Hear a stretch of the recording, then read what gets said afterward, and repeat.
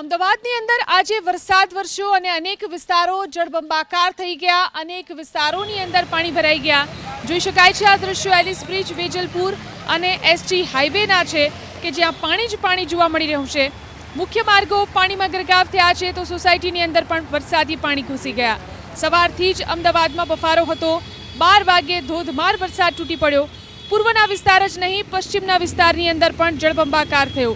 અમદાવાદ શહેરના અતિ વ્યસ્ત એવા એસજી હાઈવે ઉપર મુશળધાર વરસાદથી પાણી ભરાયા. સર્વિસ રોડ પાણીમાં ગરકાવ થયો, જેને લઈ વાહન ચાલકોને ભારે હાલાકી વેઠવી પડી. તો નિકોલ વિસ્તારમાં ઘૂંટણસમા પાણી ભરાઈ ગયા. નિકોલનો ગોપાલ ચોક વિસ્તાર જળબંબાકાર થયો.